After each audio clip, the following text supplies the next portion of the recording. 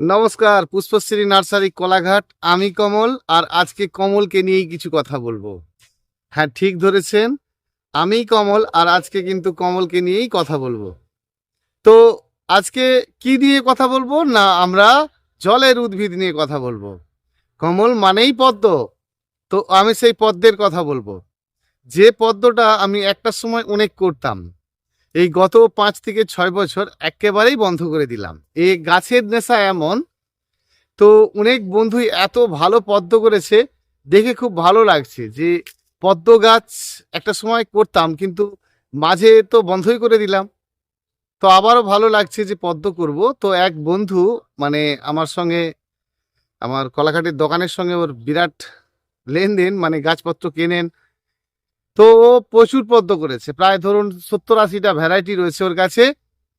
তো আগেই বলি যে যদি আপনারা ওর পদ্ম চান তাহলে আমাকে হোয়াটসঅ্যাপ করবেন। আর ওর যে পদ্ম রয়েছে খুব কম মূল্যেই দেবে, 150-200 টাকায় ভালো ভালো কোয়ালিটির নতুন নতুন ভ্যারাইটির পদ্ম টিউবার কিন্তু আপনারা পেয়ে যাবেন। তো ওর থেকেই আমার নেওয়া 200 পিস চারা, প্রায় 25টি ভ্যারাইটি। তো আমি এবছর রোপণ করেছি। আর পদ্ম গাছ তো একটা সময় করতাম, আর সেটাই কিন্তু আপনাদেরকে বলবো যে আপনারা পদ্ম গাছের পরিচর্যা কেমন করবেন। আমার ফোন নাম্বারটা 9609456194। এই নাম্বারে আপনারা হোয়াটসঅ্যাপ করে যদি পদ্ম গাছের পিকচার চান, তার টিউবারের পিকচার সব কিছুই আপনাদেরকে দিয়ে দেওয়া হবে।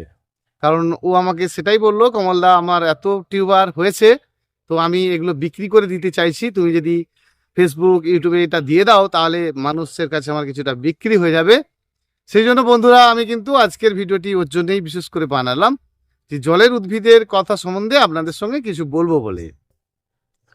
দেখুন, এই পদ্মের বিষয় নিয়ে যদি বলতে হয় তাহলে এক একজন এক এক রকম নিজের অভিজ্ঞতায় করেন এবং খুব ভালো করেন। এটা হচ্ছে মূল কথা, আমি যেটা দেখেছি। তবে আমি আমার মতো করে আপনাকে কিছু বলবো, সেটা আপনি করে দেখতে পারেন, যেটা কিন্তু আপনার খুব ভালো কাজে আসবে। তো বন্ধুরা, আমরা যেটা মূলত ভাবি যে পদ্ম গাছের কি খাদ্য লাগবে, এটা আমরা অনেকে ভাবি। পদ্ম গাছ কেমন জায়গা পছন্দ করে, আবার পদ্ম গাছকে বেশি বেশি ফুল নিতে কি করতে হবে, পদ্ম গাছের অনেক ব্রাঞ্চ হবে কি করে। আমি কিন্তু আপনাকে একদম জলের উদ্ভিদকে জলের মতোই পরিষ্কার করে দেবো। শুধু ওই কেন, অনেক উদ্ভিদকেই আপনি জলের যে সকল উদ্ভিদ সবকেই ভালো রাখতে পারবেন। প্রথম কথায়, আমি যে পদ্মগুলো রোপণ করেছিলাম, ধরুন 1 সপ্তাহ তাও হয় না, 4-5 দিন আগে বোধ হয়, হ্যাঁ 5 দিন আগে, তো আমি কিন্তু পদ্ম গাছ রোপণ করেছিলাম, সেই ভিডিওটা কিন্তু দিয়েছিলাম। তো বন্ধুরা, সেই ভিডিওতে আমি আপনাদেরকে দেখিয়েছিলাম যে পদ্ম গাছ রোপণ করতে গেলে পুকুরের পাঁক দিতে হবে, এরকম বাধ্যকতা কিছু নেই। যে মাটি জলের মধ্যে ভিজে থাকবে সেটাই ধীরে ধীরে পাঁকের কাজ করবে। কারণ গভীর যে পাঁক, সেই পাঁকের মধ্যে যদি আমরা ডিরেক্ট কিছু গাছ রোপণ করি, এত উর্বর, মানে এত পাওয়ারফুল জিনিস। কারণ আমার তো গ্রামে বাড়ি, আর আমি জানি এটা, যে ওই পাঁককে যদি আমরা সদ্য কোনো গাছে ডিরেক্ট এনে গাছ বসিয়ে দিই ওকে শুকনো করে, সেই গাছ কিন্তু জ্বলে জ্বলে গিয়ে মারা যায়। তো সেজন্য এই পাঁককে অনেক দিন ফেলে রাখতে হয়, একে শুকনো করতে হয়। সেজন্য আমি আপনাদেরকে পুকুরের পাঁক যে কোনো ফুল গাছের ক্ষেত্রেও দিতে বলি। পুকুরের পাঁককে এত পাওয়ারফুল, খুব কম যদি মানে একটু করে নিয়ে সেটাকে আপনারা জলে গুলে গাছে দেন, দারুণ কাজ করবে। এই যে আপনার রুটিন হরমোনের কাজ, শেকড়ের যে বিষয়, এটা থাকবে, ক্লিয়ার হবে একদম, মানে প্রচুর পরিমাণে শেকড় হয়ে যাবে, আপনি ভাবতেও পারবেন না। তো আপনারা এই সবাই তো পুকুরের ধারেই বাস করে না, মানে গ্রামগঞ্জে বাস করে না, তো এই পুকুরের মাটি পাবেন কোথায়? সেজন্য আপনাদেরকে মাটিকে পচিয়ে যে কোনো উদ্ভিদে দিলে কিন্তু এক কথায় দারুণ গাছ করা যায়। আপনারা করে দেখুন, যে যে কোনো মাটিকে যদি আপনারা পচিয়ে জলে গুলে পচিয়ে গাছে দেন, এত ভালো কাজ করবে, আপনি নিজের চোখে বিশ্বাস করতে পারবেন যে আমার গাছ এত সুন্দর কি করে হয়ে যাচ্ছে। তো এবারে আসি, আমরা যখন একটা পদ্ম গাছকে রোপণ করি, সেই পদ্ম গাছ কতটা জলে হতে ভালোবাসে।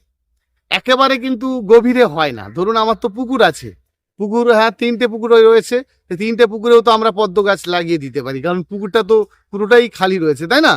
এক একটা পুকুর ধরুন 5 কাঠা 7 কাঠা করে জায়গা পুকুর রয়েছে, সেই পুকুরে তো আমরা গাছ রোপণ করে দিতে পারি না। পদ্ম গাছ খুব কম জলের গাছ, এটা সব সময় মাথায় রাখবেন, যে পদ্ম গাছকে যদি খুব গভীর করে জলে দেওয়া হয়, তাহলে সেই পদ্ম গাছের বেঁচে থাকলেও কি হবে, ফুল হলেও কি হবে, গাছের যে গ্রোথ, ঝাড়, যে গাছের যে গুচ্ছতা সঠিকভাবে কিন্তু হবে না।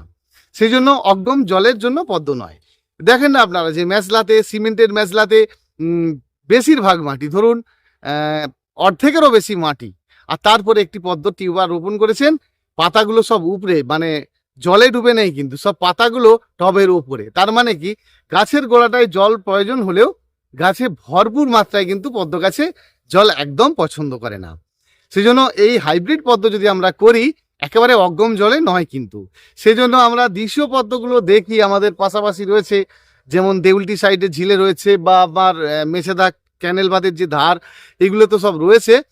তো সেখানে কতটা, ধরুন 3 ফুট জল রয়েছে, সেই 3 ফুট জলে কিন্তু দেশীয় পদ্ম দেওয়া হয়। সেই দেশীয় পদ্মর মাঝে মধ্যেই যে কাজগুলো করে, সেই পদ্মের টিউবার আমরা একটা সময় বিক্রিও করতাম। দেশীয় পদ্ম আমাদের কাছে অনেকে অর্ডার করতো, আমরা কিন্তু ওখান থেকে কিনে নিয়ে এসেও আবার বিক্রি করতাম।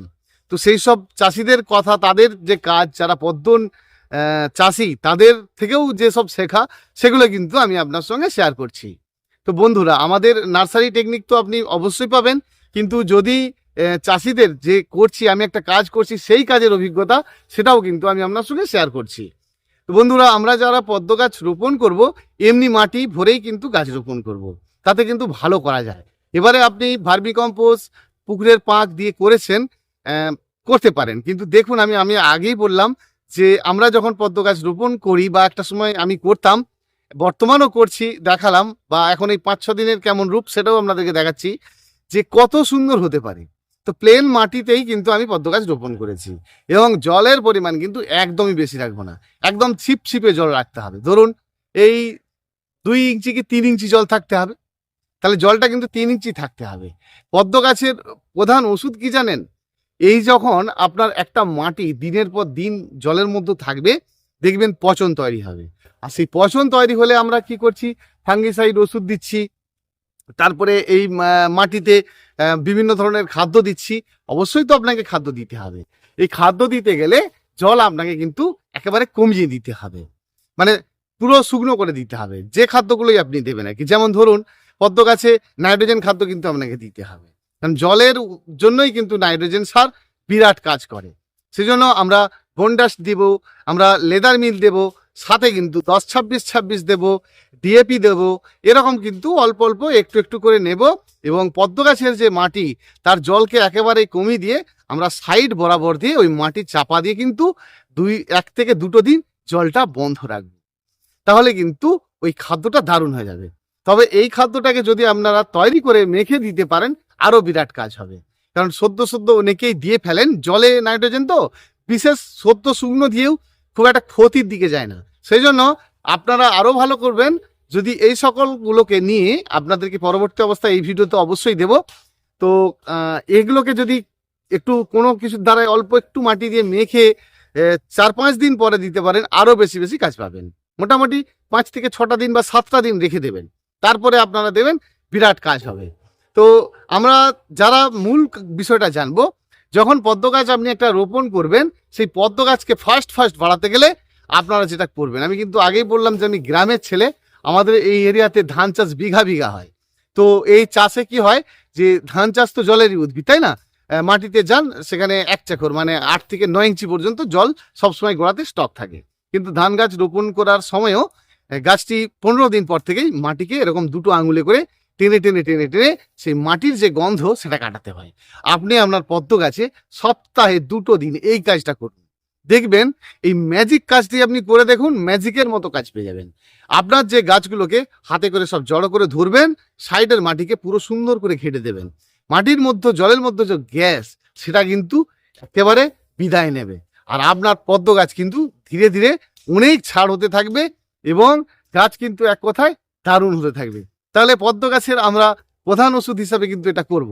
ধরুন আমি এই 5-6 দিনের মধ্যে একবার করেই দিয়েছি, মাটিকে সব এলোমেলো করে দিয়েছি, আজকেও কিন্তু আবার তাই করব। আর সেইটা নিয়েই ভাবলাম যে একটা ভিডিও এই সময় বানিয়ে নিই। তো সবার কার কিন্তু সাইডকার যে মাটি, সেটা কিন্তু এলোমেলো করে একবারে গুলিয়ে ফেলবো, মানে জলটাকে কালো করে কাদা করে ফেলবো।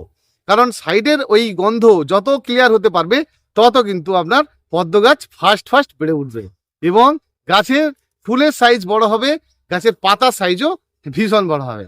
আমরা অনেকেই মনে করছি বা করছি যে টবের মধ্যে নিচে একটু মাটি দিয়ে গাছটা বসিয়ে দিলাম, পুরো গাছটি অগম জলে ডুবে আছে, গাছ বেঁচে আছে, ফুল হচ্ছে, কিন্তু খুব ভালো ফুল হচ্ছে না। তো যারা এগুলো জানে তাদের ক্ষেত্রে কিন্তু একেবারে সুন্দর হচ্ছে। আশা করছি আপনারাও ভালো হবে, আর সেটাই কিন্তু আমি আপনার সঙ্গে শেয়ার করলাম। মাঝে মধ্যে এই কাজটা করুন। পরবর্তী ভিডিও তো অবশ্যই দেব। পদ্ম গাছে বিশেষ কিছু ওষুধ লাগে না, তবে যে কোনো একটা কীটনাশক ওষুধ যেমন প্রোফেক্স সুপার, হামলা এই ধরনের চালিয়ে যাবেন। তাহলে কি হবে, পদ্মের মধ্যে যে একটা বড় পোকায় ক্ষতি করে দেয় সেটা কিন্তু হবে না। লিটারে 1 ml করে দেবেন, আর আপনার পদ্ম গাছ ভীষণ ভালো হবে।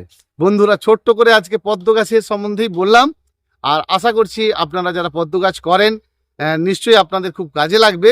আর আমিও করছি, 200 পিস গাছ রোপণ করছি। আস্তে আস্তে দেখুন এখনো সমস্ত যেখানে সেখানে বসিয়েছি, মানে ছোট ছোট টবে, পলিথিনে সবকে বসিয়েছি। এদেরকে কিন্তু প্রত্যেককেই আমি বড় বড় মেজলাতে শিফটিং করব। আপাতত 5টি করা হয়েছে, সবকে এখন একসঙ্গে তো হচ্ছে না, ধীরে ধীরে আস্তে আস্তে করছি আর কি। তো প্রথম অবস্থাতে কিন্তু আমি ছোট ছোট সব জায়গার মধ্যে বসিয়ে দিয়েছি। গাছগুলো একটু গ্রোথ করে যাক, ভালো হয়ে যাক, আবার তুলে নিয়ে কিন্তু আস্তে আস্তে চেঞ্জ করে দেবো। বন্ধুরা, ভীষণ ভালো থাকবেন। দেখা হচ্ছে পরের ভিডিওতে। অসংখ্য অসংখ্য ধন্যবাদ আমার প্রতিটি বন্ধুকে।